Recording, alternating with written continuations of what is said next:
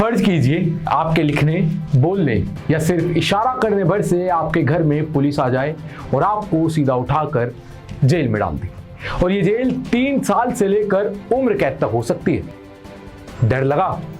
लगेगा ही, क्योंकि ये कानून ही इतना खतरनाक है। पर आप लोग सोच रहे होंगे कि ऐसे कैसे कोई लिखने या बोलने से जेल में डाल देगा।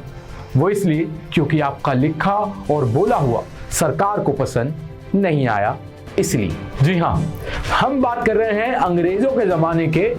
हम अंग्रेजों के जमाने के जेलर हैं। नहीं, हम बात कर रहे हैं अंग्रेजों के जमाने के कानून। जी हाँ, कानून की, जिसको लेकर आज सुप्रीम कोर्ट ने एक बड़ा फैसला सुनाया है कि जब तक आईपीसी की धारा 124A की री एग्जामिन प्रोसेस पूरी नहीं हो जाती, तब तक इसके तहत कोई भी मामला दर्ज नहीं होगा। कोर्ट ने पहले से ही दर्ज मामलों में भी कार्रवाई पर रोक लगा दी है, और जो इस धारा के तहत जेल में बंद आरोपी हैं, वो भी जमानत के लिए अपील कर सकते हैं। दरअसल मामला ये है कि सुप्रीम कोर्ट में 124A के खिलाफ दायर याचिकाओं पर चल रही सुनवाई के दौरान सुप्रीम कोर्ट में केंद्र सरकार अब तक इस कानून का बचाव कर रही थी, लेकिन फिर सरकार ने यूटर्न लिया और अदालत से ये कहा कि वो इस कानून पर दोबारा विचार करने के लिए तैयार है। और इसी के चलते सुप्रीम कोर्ट ने अपना फैसला सुनाया कि जब तक आईपीसी की धारा 124A की री एग्जामिनेशन प्रोसेस पूरा नहीं हो जाता, तब तक इसके तहत कोई भी मामला दर्ज नहीं होगा, और यह आदेश तब तक लागू रहेगा जब तक सुप्रीम कोर्ट का अगला आदेश नहीं आ जाता। अब पिछले काफी दिनों से राजद्रोह कानून को लेकर देश में एक माहौल बना हुआ है। अब चाहे वो नवनीत राणा का मामला हो या फिर सुप्रीम कोर्ट में धारा 124A के खिलाफ फाइल हुई PIL हो। तो चलिए सबसे पहले जानते हैं कि सेडिशन लॉ यानी कि राजद्रोह कानून क्या है, ये कब बना और इसकी हिस्ट्री क्या है। तो आपको बता दें कि राजद्रोह की धारा 124A के तहत भारत सरकार के खिलाफ भाषण, लेख के जरिए नफरत फैलाने की कोशिश अपराध है। यानी अगर कोई भी भारत सरकार के खिलाफ कुछ भी बोलता है या लिखता है तो उस पर राजद्रोह की धारा लगा दी जाएगी, और दोषी पाने पर 3 साल से लेकर लाइफ इम्प्रिजनमेंट तक की सजा भी दी जाएगी, और साथ ही जुर्माना भी लगाया जा सकता है। इसी के साथ ये अपराध गैर जमानती है, यानी इसमें जमानत नहीं दी जाती है, और इस अपराध के तहत बिना वारंट के भी व्यक्ति को कस्टडी में लिया जा सकता है।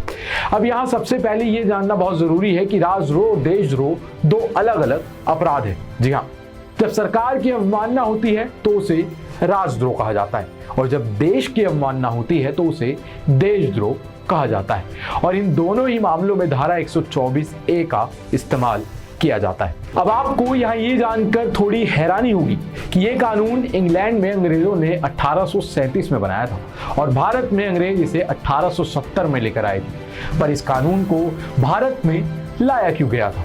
वो इसलिए कि भारत में लोगों की आवाज़ों को जो ब्रिटिश शासन के खिलाफ उठ रही थी उसे दबाया जा सके। 1891 में पहली बार इस लॉ को लेकर एक ट्रायल आया था, जो था जोगेंद्र चंद्र बोस का, जिन्होंने बंगोबासी न्यूज़पेपर में एक आर्टिकल लिखा था जिसमें ब्रिटिशर्स के खिलाफ कई बातें की गई थी, और इसी के चलते ब्रिटिशर्स ने जोगेंद्र चंद्र बोस पर 124A की धारा लगा दी थी। और इसके बाद हम देखें तो पाते हैं कि धारा का इस्तेमाल, ये जो धारा 124 है, इसका इस्तेमाल स्वतंत्रता आंदोलन को कुचलने के लिए होता रहा। अब वो चाहे बाल गंगाधर तिलक हो, महात्मा गांधी हो, भगत सिंह हो, इन पर धाराएं लगाकर जेल में डाल दिया गया था। और महात्मा गांधी को जब इस धारा के तहत गिरफ्तार किया गया, तब उन्होंने कहा कि स्वतंत्रता आंदोलन को कमजोर करने के लिए जो कानून बनाए हैं, उनमें से ये सबसे हास्यास्पद और डरावना है। अगर किसी को सरकार की किसी बात से परेशानी है तो उसके पास इसे व्यक्त करने की आज़ादी होनी चाहिए। उससे ये आज़ादी तब तक होनी चाहिए जब तक वो अपनी किसी बात से नफरत या हिंसा नहीं भड़काता है। अब यहीं से हम ये बात जान सकते हैं कि ये एक ऐसा लॉ है जिसने लोगों की आवाज़ों को दबाने का काम किया है, ना कि लोगों के भले का काम किया है। अब आते हैं कि आज़ाद भारत में इस लॉ का इस्तेमाल कैसे किया गया है। तो आपको यहाँ बता दें कि आज़ाद भारत ने भी इस लॉ का इस्तेमाल काफ़ी हद तक ब्रिटिशर्स की तरह ही किया है, और वो हम यहाँ से जान सकते हैं जब 1962 में Kedarnath versus state of Bihar का मामला सामने आया था। दरअसल बिहार के रहने वाले केदारनाथ सिंह पर 1962 में राज्य सरकार ने एक भाषण को लेकर देशद्रोह का मामला दर्ज कर लिया था, लेकिन इस पर हाईकोर्ट ने रोक लगा दी थी और सुप्रीम कोर्ट की 5 जजों की कॉन्स्टिट्यूशन बेंच ने भी अपने आदेश में कहा था कि देशद्रोही भाषणों और अभिव्यक्ति को सिर्फ तभी सजा दी जा सकती है जब उसकी वजह से किसी तरह की हिंसा या असंतोष पैदा हुई हो। यानी सन 62 में सुप्रीम कोर्ट ने यह साफ कर दिया था कि सरकार पर टिप्पणी राजद्रोह नहीं है, यानी कि कोई भी अगर सरकार की आलोचना करता है तो उस पर राजद्रोह का मामला नहीं लगाया जा सकता। पर हाँ, जिस बयान में हिंसा फैलाने की बात हो तो वो राजद्रोह है, ऐसा सुप्रीम कोर्ट ने उस वक्त कहा था। और अगर इस लिहाज से देखा जाए तो राजद्रोह का मामला तो यहां लगना चाहिए, ना कि यहां। अब आगे हम देखें तो 1995 में जब Balwant Singh versus state of Punjab के केस में 2 सरकारी कर्मचारियों ने देश के खिलाफ नारे लगाए थे, उस वक्त भी सुप्रीम कोर्ट कहता है कि नारेबाजी राजद्रोह नहीं है। पर यहीं हम आज देखें तो पाते हैं कि इस लॉ का जिस तरह से इस्तेमाल किया जा रहा है वो बेहद निराशाजनक रहा है, या फिर यूं कहे कि सरकार उसे अपने बचाव के लिए इस्तेमाल करती दिख रही है, ना कि देश की भलाई के लिए। और ऐसे में इस कानून पर रोक लगाने का फैसला बिल्कुल सही नजर आता है, क्योंकि इस लॉ का मिसयूज बहुत होता रहा है। अब चाहे वो एक्टिविस्ट पर हो, जर्नलिस्ट पर हो, सरकार के खिलाफ बोलने वालों पर हो, ऑपोजिशन पर हो या फिर स्टूडेंट्स पर हो। इसका पता हम यहां से लगा सकते हैं कि 2014 से अब तक देश में 96% राजद्रोह के मामले बढ़े हैं। बिहार, कर्नाटक, झारखंड, उत्तर प्रदेश, तमिलनाडु ये ऐसी जगह है जहां 10 सालों में 65% राजद्रोह के मामले दर्ज हुए हैं। 2014 से अब तक अगर देखा जाए तो 405 राजद्रोह के मामले दर्ज हुए हैं, जिसमें से 149 लोगों का प्रधानमंत्री मोदी के खिलाफ बयान था, 144 लोगों का यूपी के सीएम योगी के खिलाफ बयान था। सीएए के खिलाफ बोलने पर 2019 में 25 केस दर्ज हुए, हाथरस गैंगरेप के बाद 22 केस दर्ज हुए और पुलवामा हमले के बाद 24 केस दर्ज हुए। तो यहां से ये हम साफ साफ देख सकते हैं कि केवल बोल देने पर इन लोगों पर राजद्रोह का केस दर्ज कर दिया जा रहा है। और यहीं से हम ये भी देख सकते हैं कि राजद्रोह कानून कितना भयंकर है और इसका जो मिसयूज है वो भी कितना भयंकर तरीके से किया जा रहा है। और अब तो ये अदालत भी मानने लगी है, क्योंकि जब भी इस कानून को लेकर मामला अदालतों में जाता है तो अदालतें भी यही कहती हैं कि हम अंग्रेजों के जमाने का कानून अभी तक क्यों घसीट रहे हैं। पिछले साल जुलाई में चीफ जस्टिस रमन्ना ने कहा था कि 75 साल बाद भी इस कानून की जरूरत क्यों है। आगे उन्होंने ये कहा कि ये वही कानून है जो अंग्रेजों का बनाया हुआ है और ये वही कानून है जिसे आज़ादी की लड़ाई को दबाने के लिए अंग्रेजों ने बनाया था।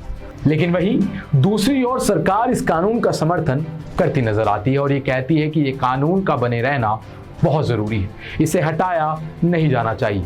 और ये सिर्फ बीजेपी सरकार की बात नहीं है, अब तक जितनी भी सरकारें देश में आई या गई हैं ये इन सब के साथ ऐसा ही है। इस कानून को लेकर सभी सरकारों का रवैया ऐसा ही रहा है। अब अंत में हम बात करें राजद्रोह कानून को खत्म कर दिया जाना चाहिए या नहीं, तो इस पर पिछले कुछ सालों से बहुत बहस चल रही है कि राजद्रोह कानून को खत्म कर देना चाहिए। रेबेका जॉन्स सुप्रीम कोर्ट में वरिष्ठ वकील हैं, उनका कहना है कि आईपीसी में 124A नाम की कोई धारा होनी ही नहीं चाहिए। उनका कहना है कि दिशा निर्देश तय करने से काम नहीं चलने वाला है। धारा के दिशा निर्देश और मानदंड 60 के दशक में भी तय किए गए थे जब सुप्रीम कोर्ट ने केदारनाथ सिंह मामले का फैसला सुनाया था, लेकिन आज 5 दशक बाद भी हम उस फैसले की मंशा और दायरे की गलत व्याख्या कर रहे हैं और हम अभी भी दिशा निर्देशों की तलाश में जूझ रहे हैं। इसलिए मुझे लगता है कि इस कानून की किताब में होना ही इसके दुरुपयोग को यानी कि इसके मिसयूज को जन्म देने वाला है। उनका कहना है कि इस तरह के कानून जिसे दुनिया के कई देशों की कानून की किताब से हटा दिया गया है उसे भारत की कानून की किताब से भी अब हटाया जाना चाहिए। अब यहाँ मैं आपको बता दूं कि इंग्लैंड जहाँ ये कानून बना और जहाँ से ये कानून आया वहाँ से खुद ब्रिटिशर्स ने अब इस कानून को हटा दिया है और हमारे देश में ये कानून अभी तक चल रहा है। अब आप लोग इस कानून को लेकर क्या सोचते हैं ये हमें कमेंट सेक्शन में ज़रूर बताएं और साथ ही ये भी बताएं कि राजद्रोह कानून को लेकर आपके सारे डाउट्स क्लियर हुए या नहीं। आप देख रहे थे ग्लोबल नाउ 24/7। वीडियो को लाइक करें, शेयर करें और चैनल को सब्सक्राइब करना ना भूलें। मैं तुषार, धन्यवाद।